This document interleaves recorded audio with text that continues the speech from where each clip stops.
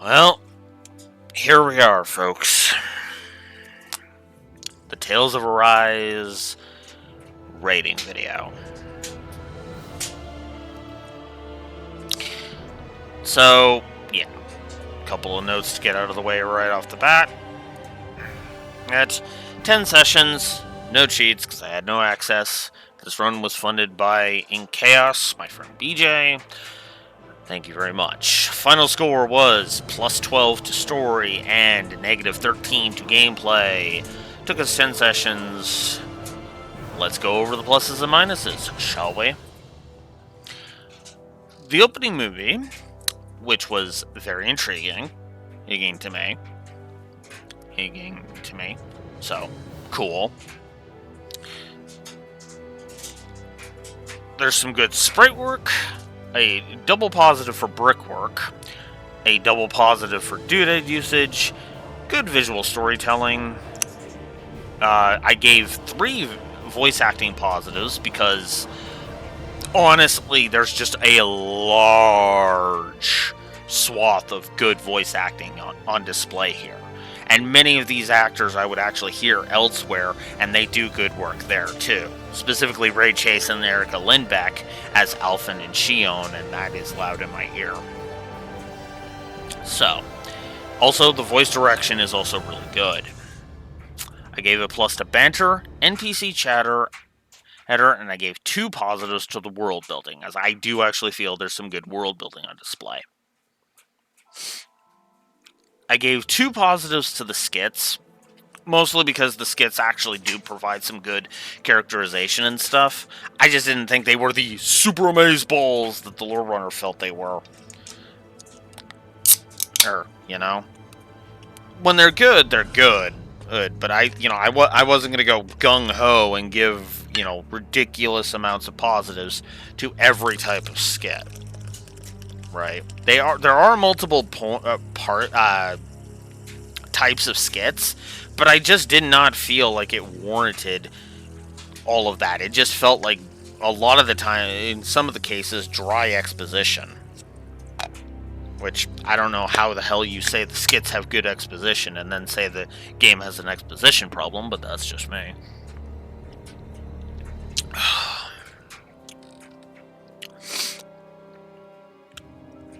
So, I gave a positive to humor because when it works, which it does mostly in the skits, it really works.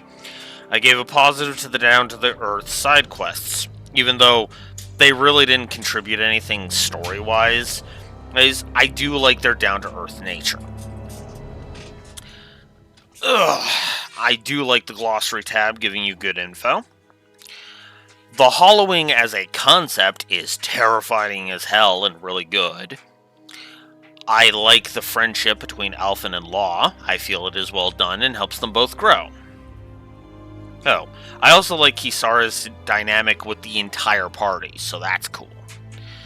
There's some good internal continuity, and that's it for the presentation positives. 24 of them. Not bad. I gave Alphen 2 positives. I referred to him as Iron Mask in my notes until his name was revealed, which was at the end of the Balseth section, so. Xion ended up getting 2 positives.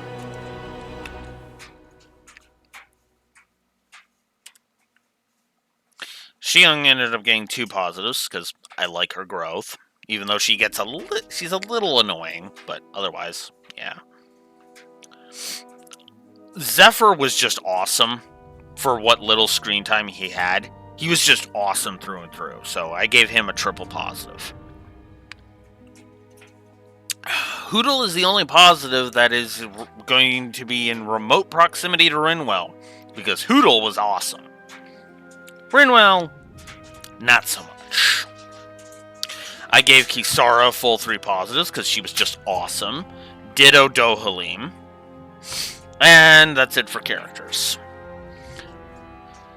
Now for moments. I like the first appearance of the Blazing Sword. So, that was the scene when they just get out of the mines and then the Blazing Sword makes its first appearance. That was cool. I know Lore didn't like it, but I liked the confrontation with Balsef. So, yeah. There is a bit of weirdness with the Flame Avatar, but I still enjoyed that whole sequence. Also, despite the cheesiness of the declaration, I do like Alphen getting his memory back in the heat of battle. That's a cool thing. I gave the intro overall a positive, because despite some clumsy exposition, I think this is a good introduction to this world.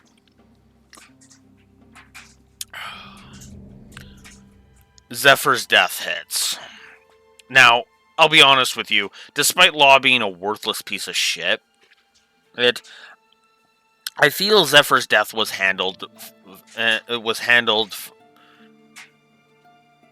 was well handled for how much I blatantly saw it coming.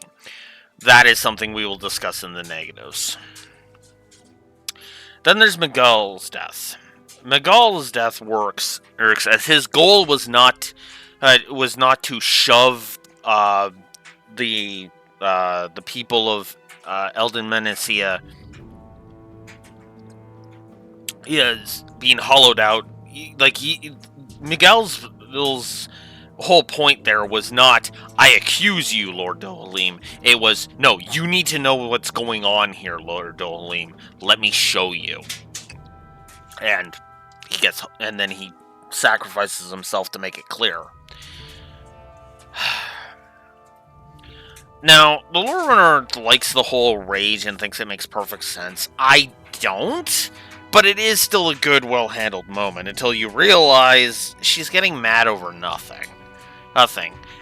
Now, in the game's defense, hence, she recognizes that that's a fuck up on her part, or afterwards, but that's a positive and negative scenario.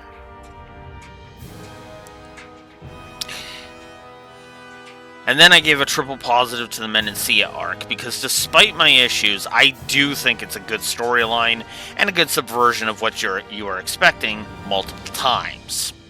So, yeah. And in hindsight, I felt, I need to give this a triple positive.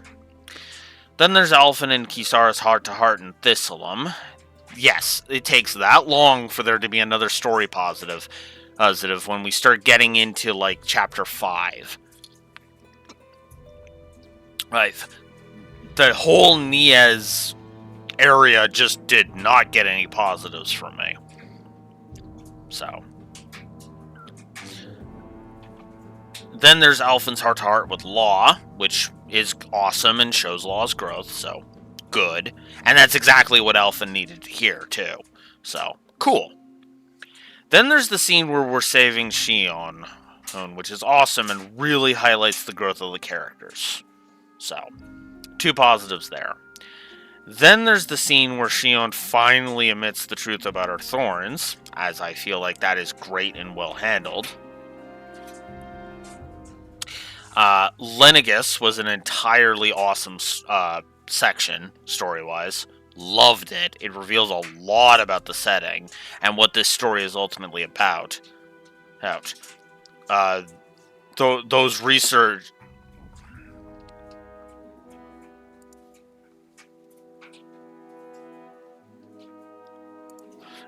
I should fix my grammar there.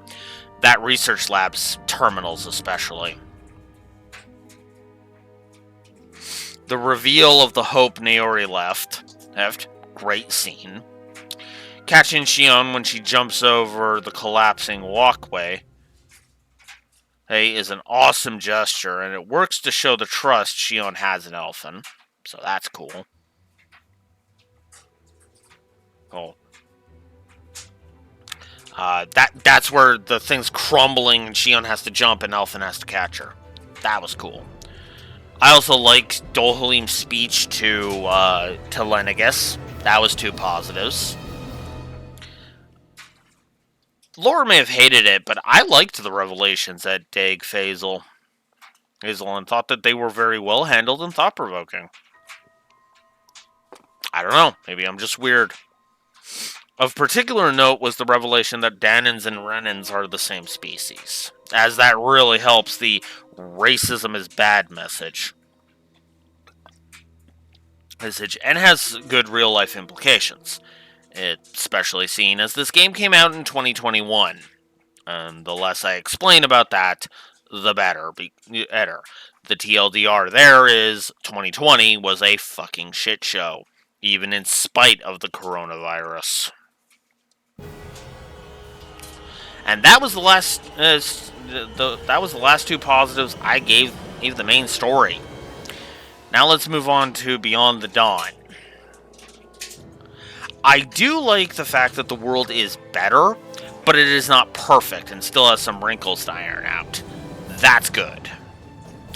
I also think the banter is good in Beyond the Dawn as well. Humor is also more on point than in the main story. The skits are still great. And are great right from the start, unlike the main story. And then there's Alphen's rage, which is an awesome scene for his character, even if it does feel like it's trying way too hard to be realistic. And basically makes the fucking those rando douchebags, because it makes it so that the rando douchebags have to be fucking unobservant, paint their guzzling dipshits in the moment. Which, I mean, yeah, that makes sense because most people are idiots in the moment, but I still roll my eyes at that. Oh, and it goes nowhere, so there's that. The speech Alphen gives in Caligula is awesome. Great showcase of his character. I do like the Nazamil's drawings of the party. They're a wonderful touch to add to her character. And I also like the ending of Beyond the Dawn, as I felt it was sweet and wonderfully symbolic. Also, the mid-credit epilogue is touching and another good send-off. And the post-credit scene is wonderful for setting up that Alphen proposes to Xion, setting up that tidbit from the main game's credits.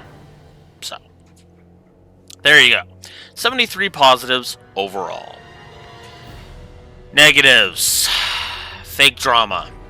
I'm not going to spend too much time on this. There is fake drama all over the goddamn place. And basically most of it was just until I got to the third. The first two were literally examples, and then there was the third one, which was just like, oh my god, this is so goddamn consistently stupid. So, there's that. So, yeah. The particular notes I made was that one Crimson Crow saying that he would persuade Xion, aka he'd torture her into submission, into staying in Caligula when letting her carry on with her goal of defeating all of the lords would be the better idea. Which is also a plan she has said out loud in his presence multiple times. Yeah, this is the definition of fake drama because the characters are acting like morons for no fucking reason. The second negative came in when Law decided he suddenly cares about his dad because it's like, oh hey, I've been working for the Nazis. Here, let me switch flip. Because I realized, oh wait, I should have been trying to destroy them from the inside. Idiot. I also gave a negative for empty text and bad exposition. I also gave 2 negatives for what I am calling racism overload. I get that the whole point of Tales of Arise's story is supposed to be racism bad. The problem is that it thinks it's saying something profound about racism, but all it's really saying is racism bad.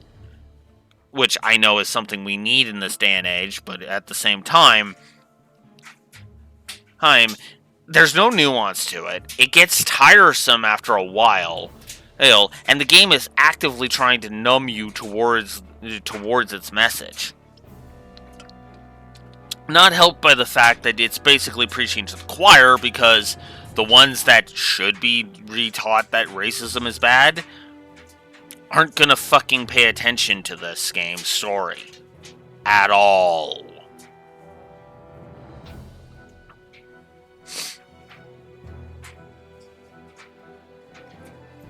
And then the second one was in regards to Rinwell, because Jesus Christ, Rinwell, we get it. You hate Renans. Can we fucking get on with it? It's practically every other fucking sentence that isn't about her frickin' magic or commenting on a plot point. And even then, most of the time when she's commenting on plot points, it's got something to do with her fucking hate boner for Renans, which is just... It got to the point where I just wanted her to shut the fuck up. You know? When I'm constantly telling a character to shut the fuck up, that's a bad character. You know? I also gave a triple negative to the pacing, because this story is just badly paced garbage, in my opinion. Half the time. Or at the very least, the pacing is just absolute garbage.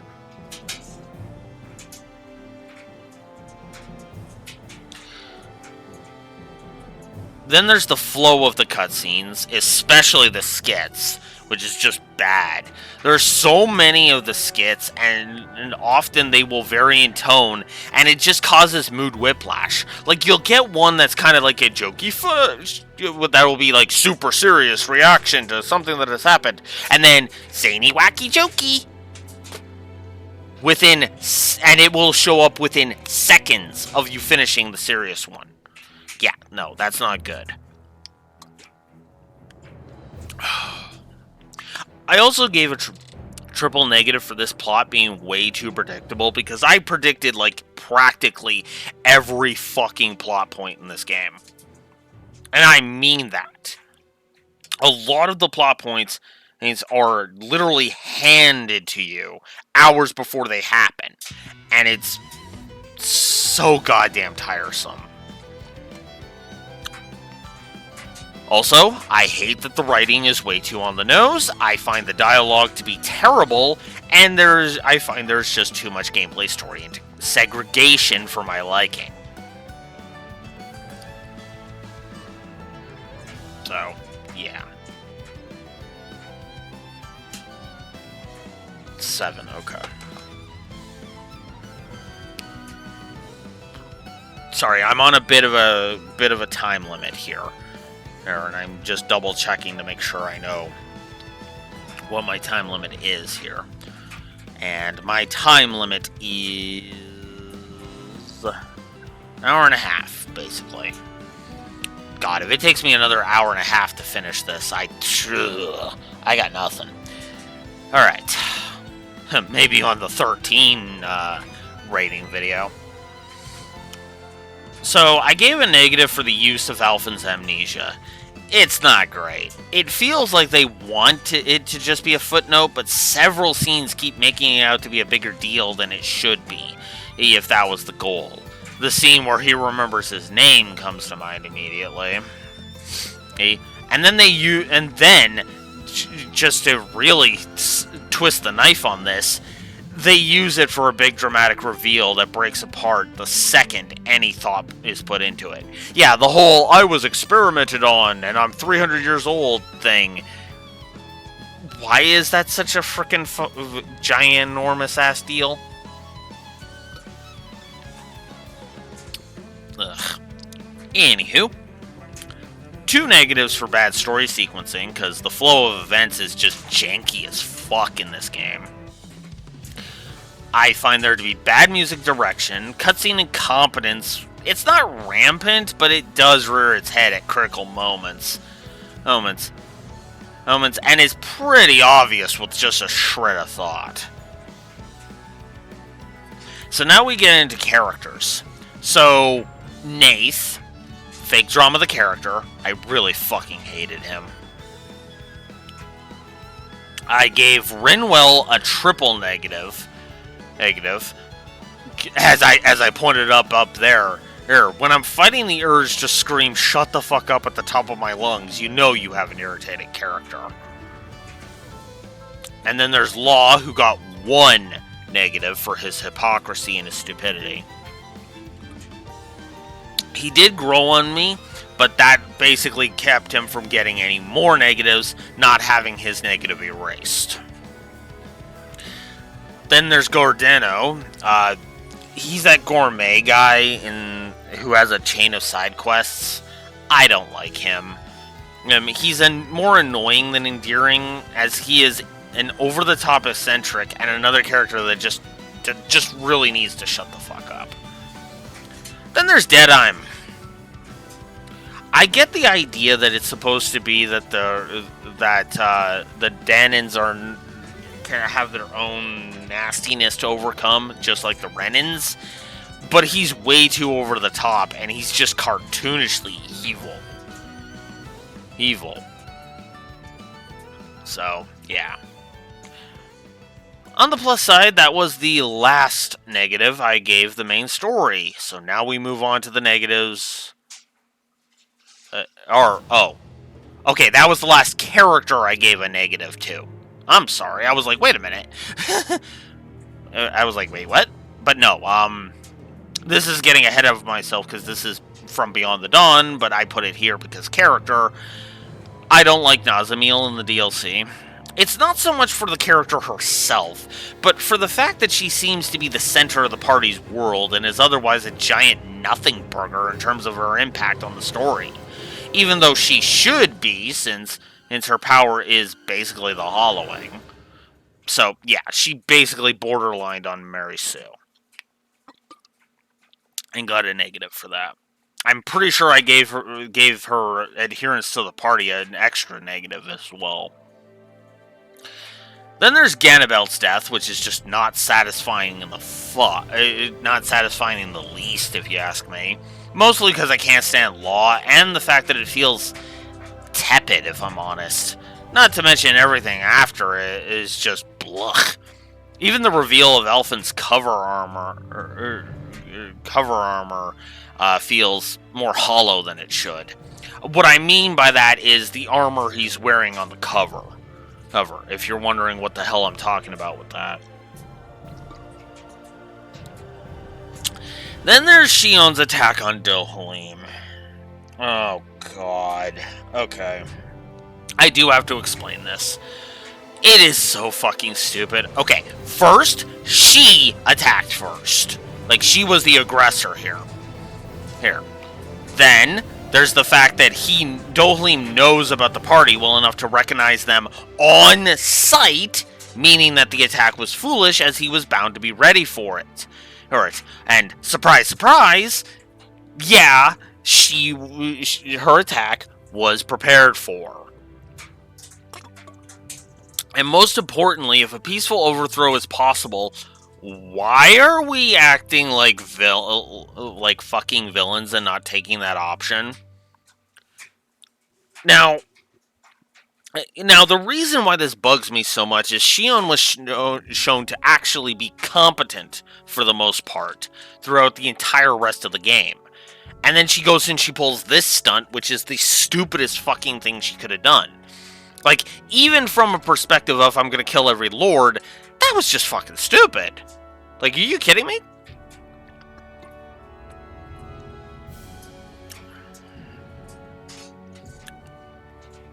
So, here's the negative that I also gave a positive to, because it's Kisara's outburst is understandable in the moment, but the second you put even a shred of thought into it, it falls apart completely.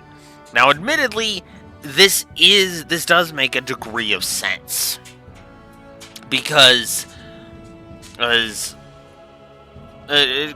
she's in the moment. But again, Dohalim created a utopia where Renans and Dahnans can coexist, but because his motive for doing so was selfish, that just negates all the good that he did? Yeah, this is where I look at the game and go, fuck off, game. That's not even remotely interesting.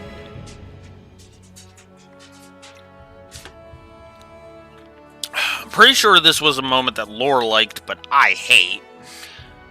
Canaris' execution. It's predictable as fuck and just a badly paced scene with no build-up, and I absolutely hate it. It's treated as a twist, but the problem is you can see it coming from a million miles away. Oops, we didn't find her in the mines. Oh, she's already been captured. Oh, wait, it's gonna turn out that he's actually been in control of the situation from the fucking get-go, isn't it? Yeah, I don't think that scene was well handled. I'm sorry. That scene was just fucking stupid. Then there's the whole Rinwell's revenge scene, which just... Oh my god, that was bad. Triple negative for this. Rinwell's revenge... So, first of all, it kind of comes the hell out of nowhere, while simultaneously being telegraphed blatantly the whole game, even since her introduction. Then there's the whole Law defending Canaris thing, which is just... What?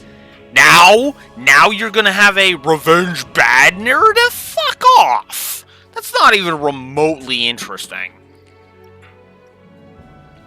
Oh, and then there's the fact... And then third, Rinwell and Law are having this melodramatic scene right in front of the villainess, which is dumb. As she just stands there watching this the whole time. She could have attacked them, possibly even fucking killed Law for his stupidity. But no, she just stands there. Oh, and also while we're on the subject, the chapter leading up to that moment was focusing on Alphen and Xion and not Rinwell and Law, which makes it even more out of fucking nowhere.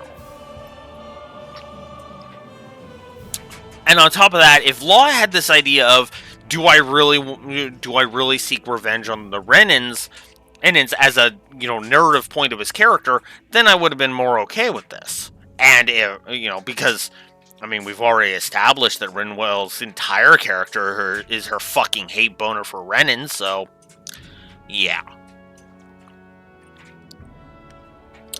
Yeah, as I was typing all of this up, it just... I realized I hate this scene more than Lore did, because he actually gave this a negative, and I was just like, yeah, no, triple negative. Then there's when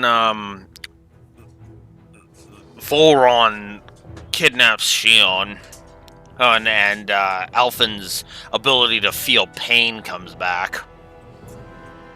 It's bad. Cutscene incompetence is blatantly on display with it, and frankly, it just leaves me with a sense of confusion and annoyance. Not in hindsight, but in the moment, I was left confused and annoyed. Then there's Alphen's past and the angst that comes with it. It's not great. The problem can be summed up in 2 words. Bad timing. To be frank, the scene would have worked if A, Xion's kidnapping wasn't right before his flashback, giving urgency to the party's situation. B, it had lasted longer than 5 minutes because of the urgency.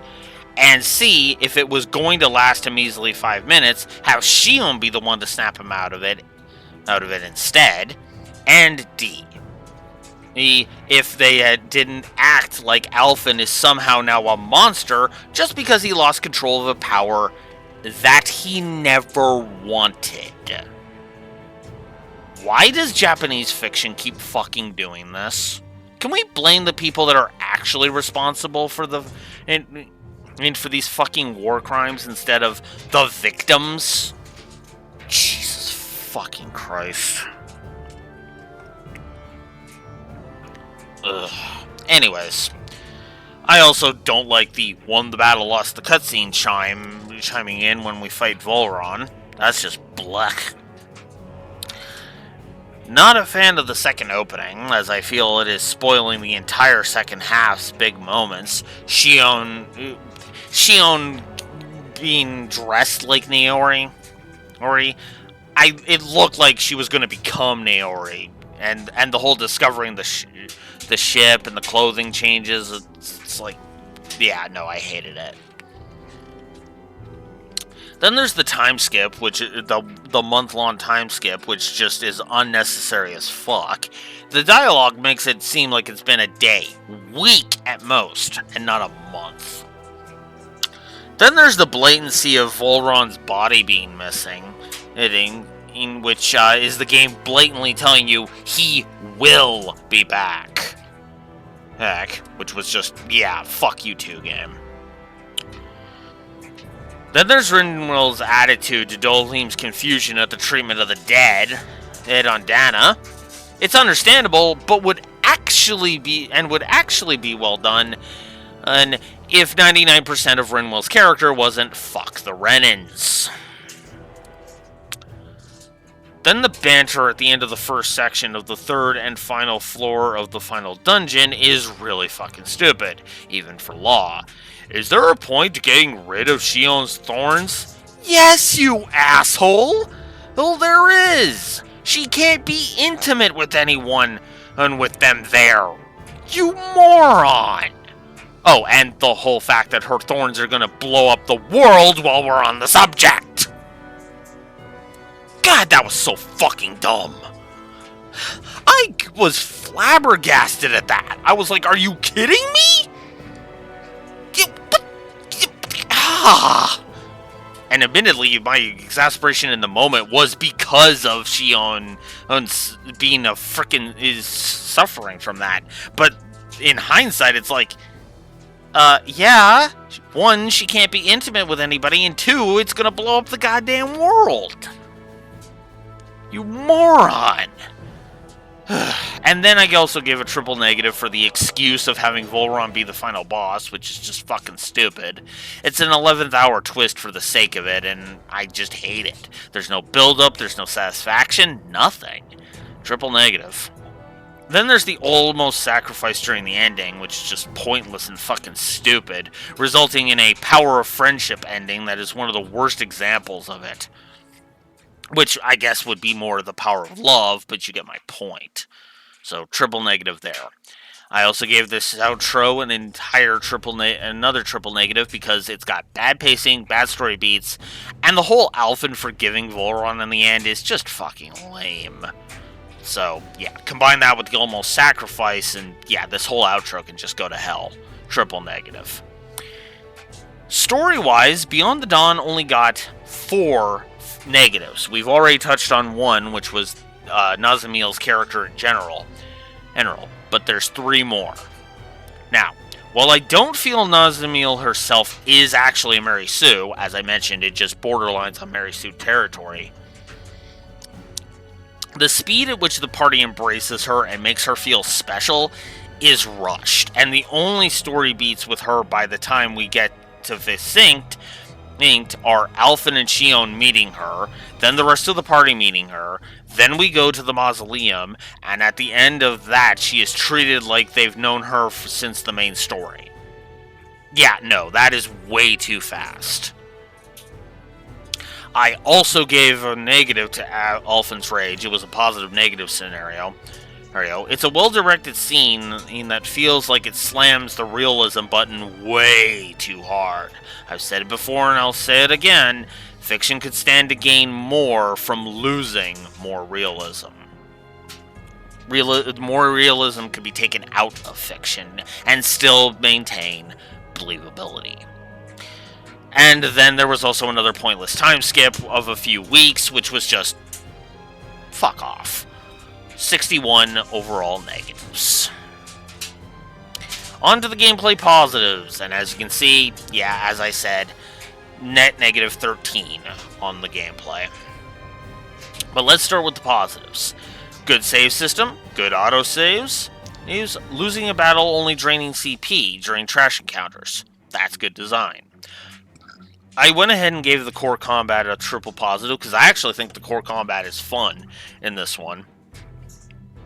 There were some good combat animations. I like the boost attacks. I gave two positives. I also like the cinematic boost attacks, which are the big union ones, right? There are ones for basically every pairing in the game. And Alphen with each of the characters, Kisara with each of the characters, and yada yada yada. It feels random which one you get when you select it, but that's when strike appears on the enemy and you use a boost attack, which is cool.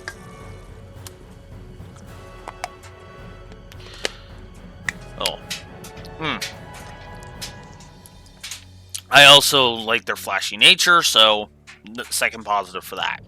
I also like the Blazing Sword mechanically as a great risk-reward system, because the Blazing Sword attacks cost Alphen HP to use, which is actually really cool. I like cooking in this game. I do prefer the Trails approach, but I feel it's well handled in here. There's good fast travel. There's also a good abundance, which got 2 positives because the abundance of good fast travel spots. That's fetch quests being able to be done before they even pop up is good. So if you know a fetch quest is coming, you can actually get most of unless you have to get it from a specific location and it only pops up when you accept the quest. You can actually finish a lot of those go gather X amount of stuff quests before you even get them, which is good. I gave the quality of life features a triple positive.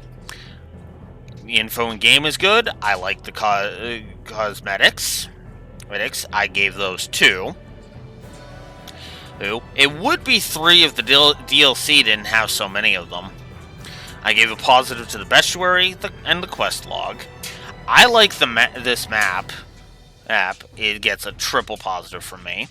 I gave a triple positive to the restore points right before each boss fight, which is really cool. I like that. Good tutorials and tutorialization. I just baked that into one. I gave 3 positives to the boss design. I gave an overworld design positive. I like the titles. Those are a great system. I enjoy the HUD, the interface, and I think the arts are good kit.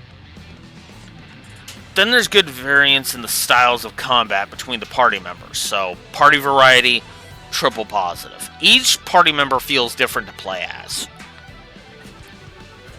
And that's awesome. Also, I feel there's some good party AI on display here. A good gambit system. Which, for those that aren't in the know, the FF12 thing. Where you can program specific characters to do specific actions in combat. Not the best, that still remains FF12, but it's still good. I also like the item cooldown, as it's a good way to prevent the player from spamming items. I also like the Toxodillo in Glanamede Castle. And it's which is likely the first Gigant enemy that you will encounter. That's what they call the unique enemies. It's a fun fight, even if you were under-leveled like I was. I was 5 levels behind it, for the record, and it was still fun to take down. So, cool. Kudos. Gameplay-wise, I gave the intro 2 positives. I legit had fun fighting Ganabelt. The Viscant training grounds were awesome. I gave those 2 positives. I liked Dohlim's boss fight.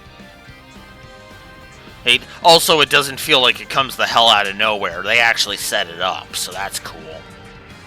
And then I didn't give another positive for boss fights until Volron Round 2, which was actually fun and has less of the those should have connected problems that Round 1 has. We'll get to that in the negatives.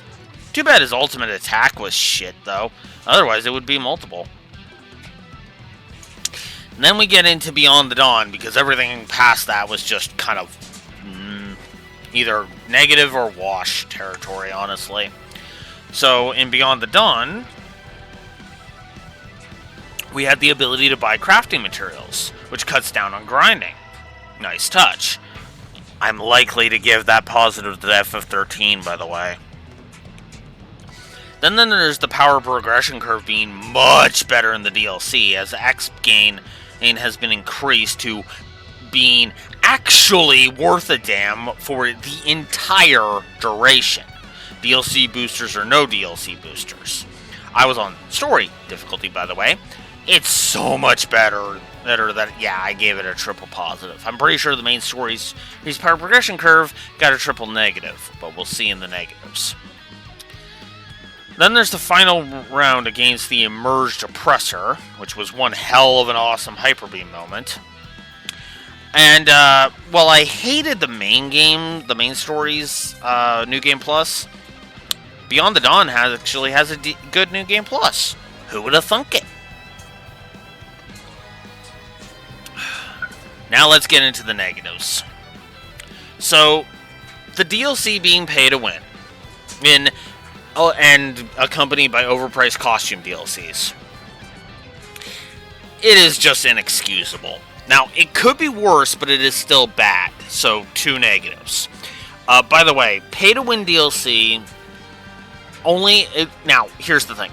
Overpriced DLC like this will never be a triple negative unless they are repeatable transactions. If you can repeat the transactions, then yeah, no, that's microtransactions. I have no tolerance for it. Triple negative. But if it's just pay-to-win DLC that's combined with overpriced garbage DLC, like, say 6 costumes for like $15, yeah, that's a double negative. Also, I don't like that the DLC's level ups are automatic, which is just stupid. As soon as you accept them, it's instantly automatic, which is just no. I mean, I guess they're technically not automatic, but at the same time, it's like, what the fuck, dude? Let that be an item that I can use to level up my characters. Reverie got that right, for fuck's sakes. And Reverie came out before this game in Japan, so no excuse. And then there's the DLC weapons becoming worthless way too quickly. If I'm spending real money on these things, they should be game-breaking, or at the very least offer a benefit I can't otherwise get, like some special ability or something. But no, they're just piss-ass weak weapons after a while, which is just, really? If you're gonna make me pay for weapons, at least have them be endgame level weapons. Come on. So that was 4 negatives I gave the DLC in total. A triple negative for audio spam issues, to the point where Raxor, one of my viewers, the Raxor, thinks I shouldn't give FF13 or FF12 shit for audio spam. Yeah, sorry, but this may be some of the worst audio spam I've ever encountered. Second worst audio spam I've ever encountered, if I'm honest. Bad audio spam is still bad audio spam. So, invisible walls and railroading are all over the place in this game. Several times the game prevents you from going where you want to go. So that it can force you to go in a specific direction. That earned it 2 negatives. I gave a triple negative to the timing of the skits, as they're annoying from a gameplay perspective, and it doesn't help the flow. It's honestly so much of a consistent irritant that I gave it a triple negative. I gave 2 negatives to the no treasure for you problem. This is in certain games that are like this, where they have on-field encounters, but I'm not allowed to go loot a treasure chest because there are enemies in my general vicinity, right? Like, an enemy is too close. No treasure for you. Legend of Dragoon got this right. On the PS1. There's no reason why a game on the frickin' PS5 should be getting this wrong. Period. No excuses for that. I will not allow... I will not excuse that garbage.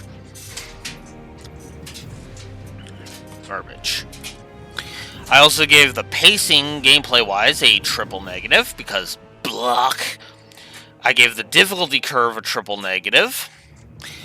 I gave 2 negatives to enemy placement, which just pisses me off to no end. Because the enemies on the field are just irritating. I hate the game being obsessed with wasting your time by staggering you and nothing else. The monster you're fighting roars and you're staggered. You briefly can't move for like 2 seconds, and that's all it does. The fuck's the point in that other than padding?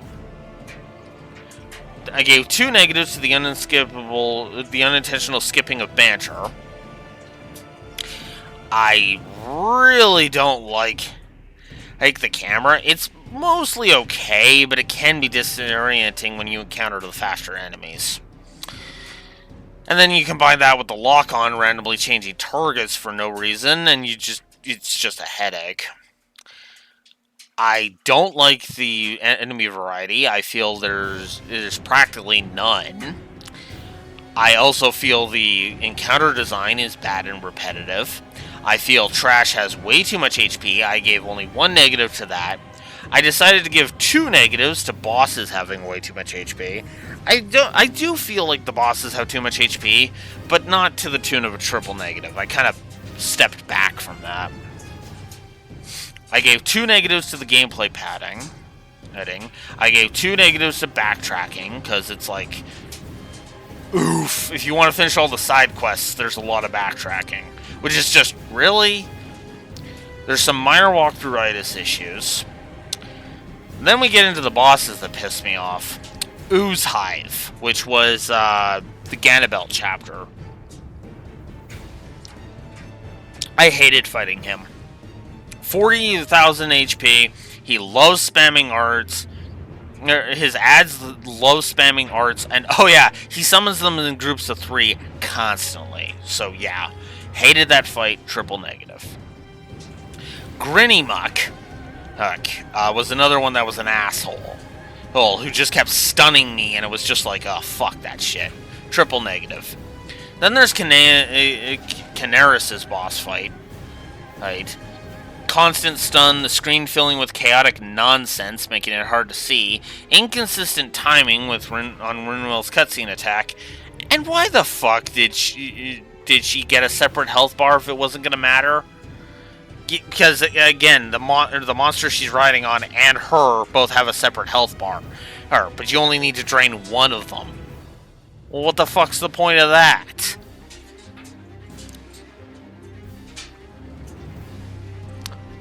So I gave 3 negatives. 2 for the fight, 1 for the lie. So, yeah. Then there's Delpharis Castle, which is just not a good dungeon. That's Volron's castle, if you're wondering. While none of the dungeons have been great per se, Delpharis in particular feels like it gave me the runaround, and its enemy placement also sucks.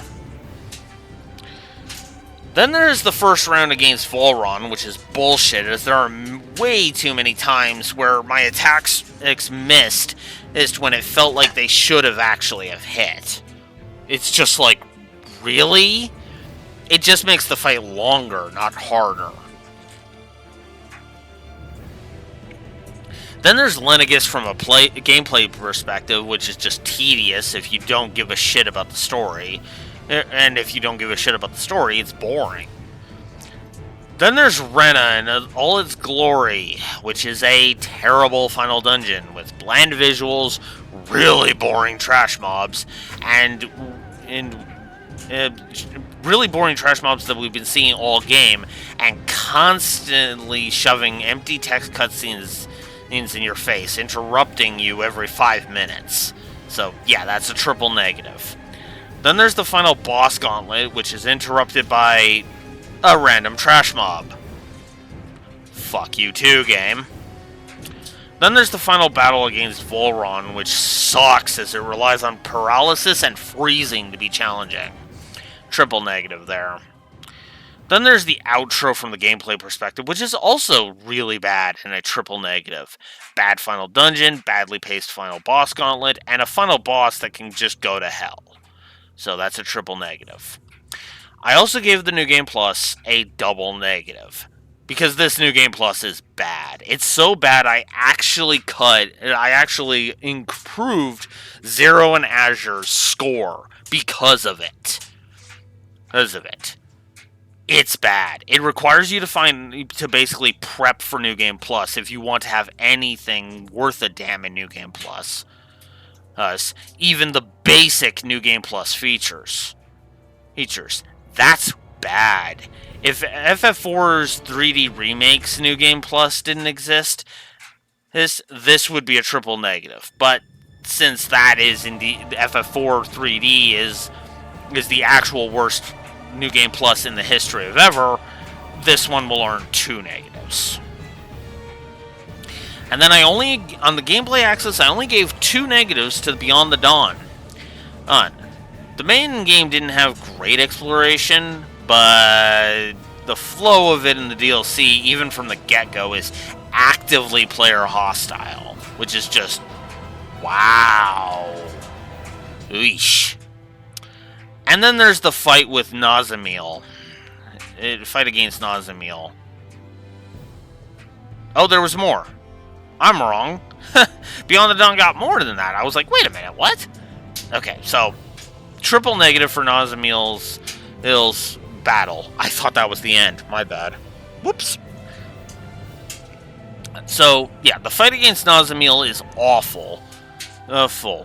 Volorn Round 1 wasn't as bullshit as this fight, and that fight had all the same problems this one has, but with a quarter of the HP.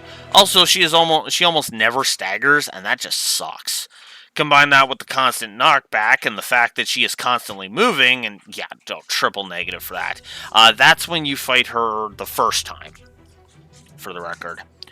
And it also ends with won the battle, lost the cutscene, which is just ugh. Then there's the second fight with Nazamil, which is even worse, as she has ads and heals herself. She also has way too much HP in this fight. In both fights, honestly. And then there's the Oppressor, which is an irritating boss fight with way too much HP. 640k. Oh my god, that takes forever. For the record, I'm barely doing, like, what, 600 per attack? Something like that? Which per combo is like 3,000 at most? Yeah, no. And that is actually the end of it. So yeah, negative 13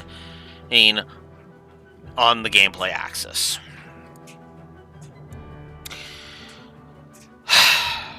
And that's it. That is my explanation of the Tales of Arise, positives and negatives. I'll go ahead and be honest about it. I have no desire to ever play this game again. Ever. I find this game to be not very good, not very engaging, and honestly, it was one of those games where I was just like, I was done with it the second I finished. Which is funny, because it was only 10 sessions total, including the DLC, and I just felt like I wanted it to be done.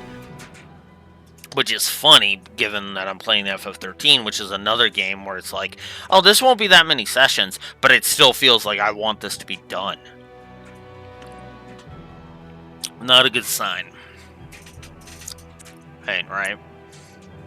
But regardless, that's it. Tales of Arise. This is a decent entry point to the series, but let me go ahead and say this. Don't make this the only Tales of game you play.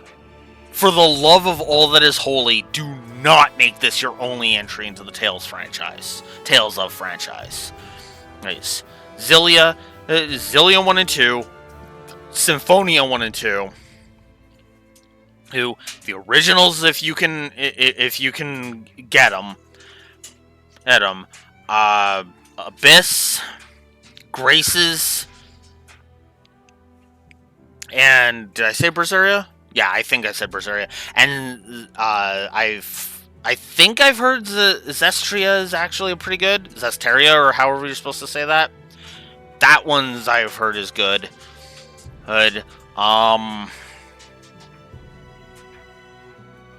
Vesperia? Was that one with what's his name? The black-haired swordsman? It's been... Oh, God. Hang on. That is gonna bug me. That is really going to bug me. Tales of Vesperia.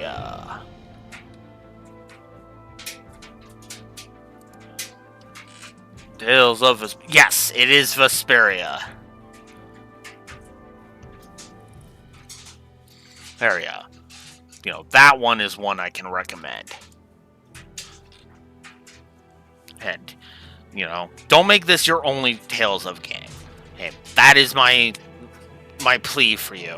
Although, good luck hunting a lot of these, because a lot of them you're going to have to get physically, because they're disappearing from online stores, which is just... Bamco! For everything good they do, they also do something stupid. But that's it for me. Until next time, Blue Wolf Alex of the Lore Walkers signing out. Have a good one. Next up on the docket, from the YouTube perspective, is FF12. So, the next rating video you will see will be for FF12. Which, from my perspective, I could just do now, but I don't know how long that would take. So, yeah. Until next time, Blue Wolf Alex of the Lore Walkers signing out. Have a good one. Later.